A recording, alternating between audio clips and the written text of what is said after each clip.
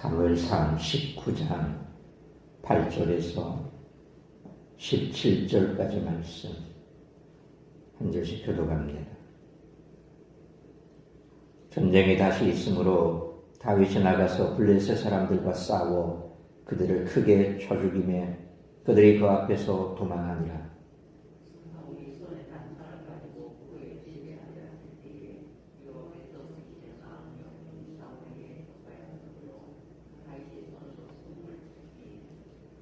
사울이 단창으로 다윗을 벽에 박으려 하였으나 그는 사울의 앞을 피하고 사울의 창은 벽에 박힌지라 다윗이 그 밤에 도피하매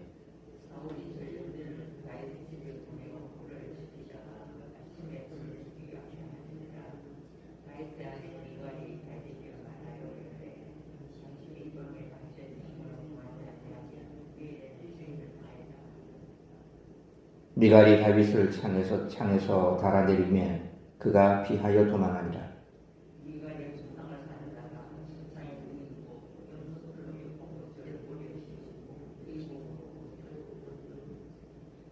사울이 전령들을 보내어 다윗을 잡으려 하매 미갈이 이르되 그가 병들었느니라.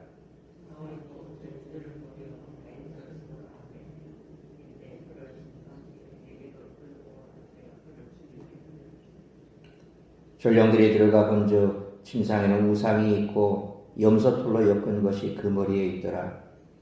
사울이 미갈에게 이르되 너는 어찌하여 이처럼 나를 속여 내 대적을 놓아 피하게 하였느냐. 미갈이 사울에게 대답하되 그가 내게 이르기를 나를 놓아 가게 하라. 어찌하여 나로 너를 죽이게 하겠느냐 하더이다 하니라. 아멘. 오늘 본문에서 우리는 두 인물군을 견주어 볼 필요가 있습니다. 바로 미갈과 요나단 그리고 사울입니다. 먼저 다윗의 아내 미갈입니다. 사울에게 부당한 미움을 받고 죽을 위기를 받은 남편 다윗을 미갈은 영리한 계략으로 피신시켰습니다. 그녀는 오빠 요나단과 같은 행동을 한 셈이죠. 하지만 우리는 그녀가 요나단처럼 정치적 목적을 가지고 다윗을 피신시켰다는 인상을 받지 못합니다. 그렇지만 적어도 미갈은 아버지를 향한 절대적 충성을 어기면서까지 남편을 살릴 정도로 남편의 억울한 심정에 공감한 것으로 보입니다. 한편 사울은 피해망상으로 자신이 하나님을 두고 했던 맹세까지 어기고 다윗을 죽이려 합니다. 이튿날 아침에 다윗을 죽이라고 전령을 보냈던 사울은 아마도 밤새 망상을 부풀렸을 것입니다. 끝내 아침이 오기 전에 그는 전령을 다시 보내 다윗을 체포해 오라고 했고 다윗이 아프다는 미갈의 전가를 받고는 더욱 흥분하여 침상째 들고 오라고 다시 전령을 보냈습니다. 그는 심지어 다윗을 원수로 규정하기까지 이릅니다. 다윗을 둘러싼 이 두 인물군을 보면서 독자들은 비록 완전하지는 않지만 미갈이 보여준 공감력과 용기를 발견하며 또 우리 자신을 돌아보게 합니다. 요나단은 진심 어린 설득과 변호로 다윗을 제거하라는 명령을 철회되었지만 사울의 마음에 자리 잡은 시기와 불신의 뿌리는 또다시 움트기 시작했습니다. 사울은 다시 한번 광기를 부리며 다윗을 죽이려는 시도를 합니다. 하지만 이번에는 또 다른 사울의 측근이 다윗을 살립니다. 신실하신 하나님은 사방에서 오는 모든 공격을 막아주십니다. 따라서 이와 같은 오늘 본문의 말씀을 통해 우리들이 깨달아야 할 것은 첫째로 8절로 10절 말씀처럼 성령께 삶의 주권을 완전히 내어드려야 한다는 것입니다. 블레셋과 이스라엘은 오늘날까지도 극심한 갈등을 이어가고 있을 정도로 뿌리 깊은 악연을 맺고 있습니다. 블레셋은 철기 무기를 사용해 가장 근접해 있는 이스라엘을 지속적으로 괴롭혔습니다. 하지만 다윗의 등장과 함께 그들의 세는 크게 위축되었습니다.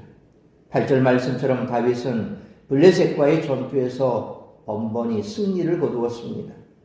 하지만 9절 말씀처럼 다윗이 큰 승리를 거두고 백성들이 순종가를 부를수록 사울의 광기는 더욱 심해졌습니다. 결국 10절 말씀처럼 사울은 또다시 악령에 사로잡혀 수금을 타고 있는 다윗에게 창을 던졌습니다. 다행히 이번에도 다윗은 몸을 피했습니다.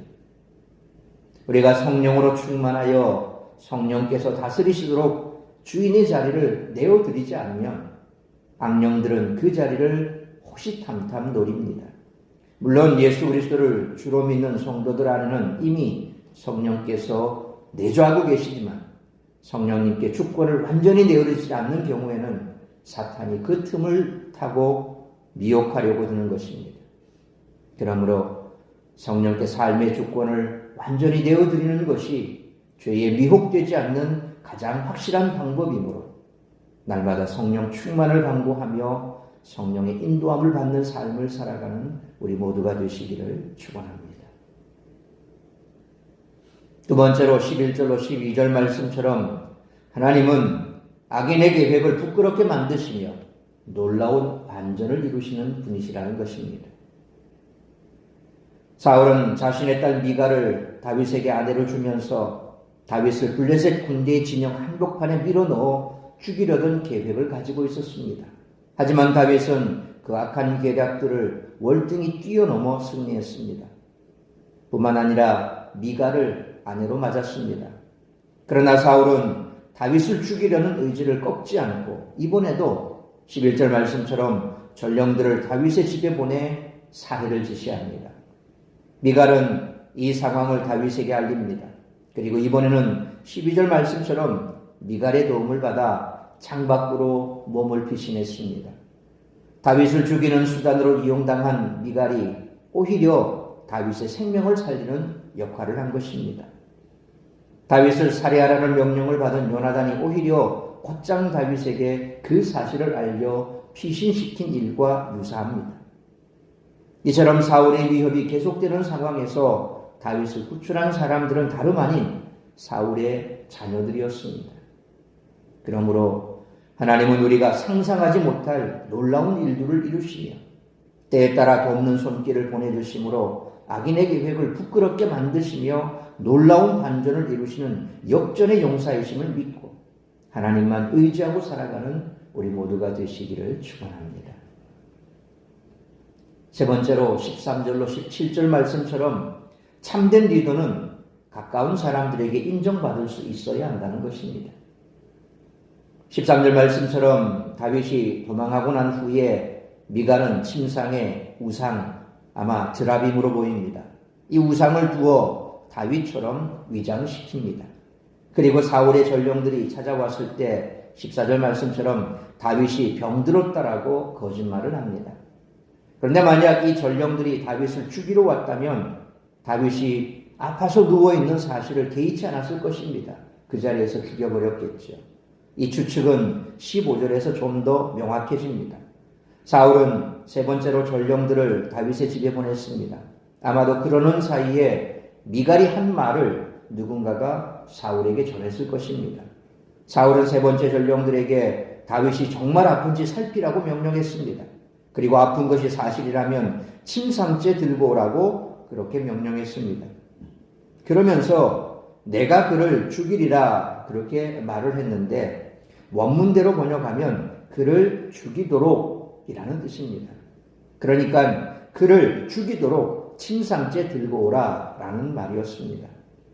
그런데 사울이 다윗을 직접 죽이려 했는지 또 사실 번역은 그렇게 되어 있지만 히브리어 원문만으로는 명확하지 않았지만 자기 눈앞에서 다윗이 죽는 모습을 보려 하는 것은 틀림없다는 사실입니다.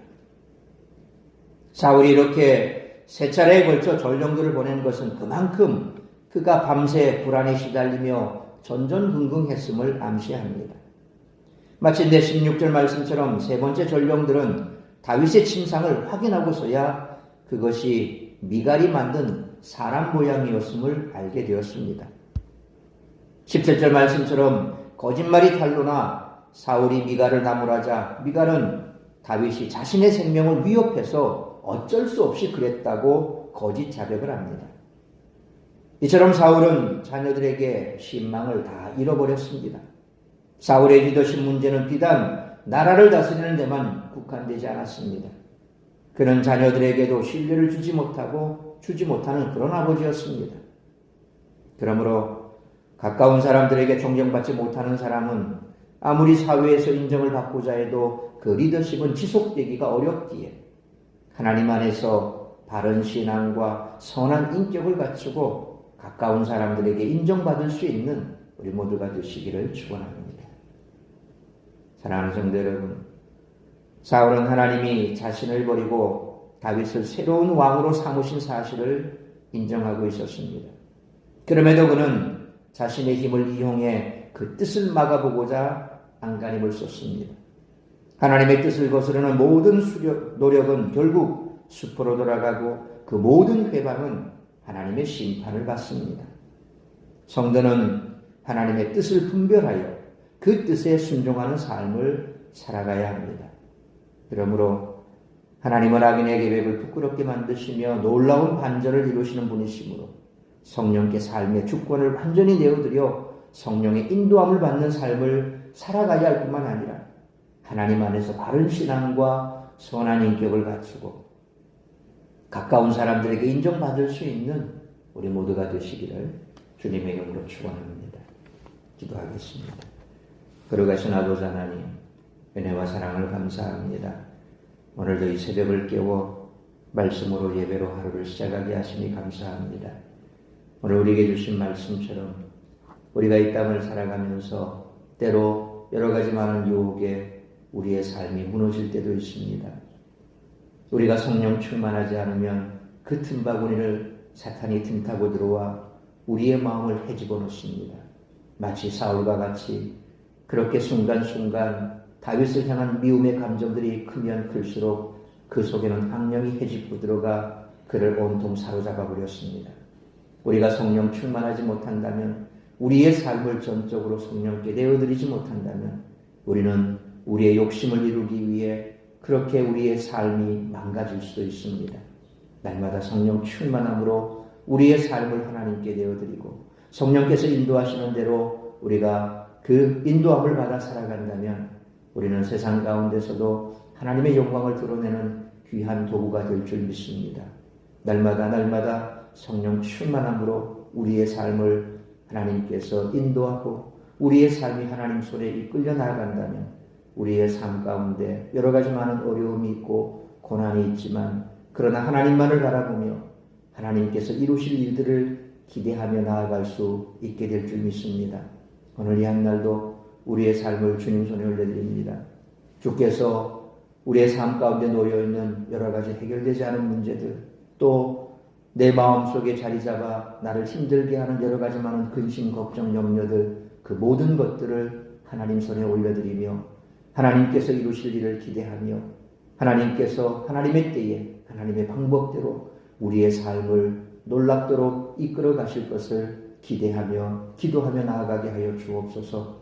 그리함으로 참으로 주님께서 우리와 함께 하심이 드러나고 또 우리는 더욱더 그러한 삶 가운데서 주님을 의지하고 그러한 모습 속에서 우리가 세상 가운데 참으로 하나님만을 바라보며 나아갈 때 나를 통하여 이루고자 하는 하나님의 뜻이 이루어지고 뿐만 아니라 그러한 삶 속에서 우리를 바라보는 많은 사람들이 죽기로 돌아오는 역사가 나타나게 될 줄 믿습니다. 오늘도 바른 신앙과 선한 인격으로 내 주변에 있는 사람들이 하나님께서 나와 함께 하심을 보게 하여 주옵시고 그들이 우리가 온전한 그리스도인임을 믿고 또한 그와 같이 가까운 사람들에게 인정받는 세상 가운데서도 참된 리더로서, 영적 리더로서 오늘 이 한날도 하나님의 기쁨이 되고 하나님의 영광을 드러내는 복된 한날의 삶을 살아가기를 간절히 빌고 소원하오며 이 모든 말씀 우리 주 예수 그리스도의 이름으로 기도하옵나이다.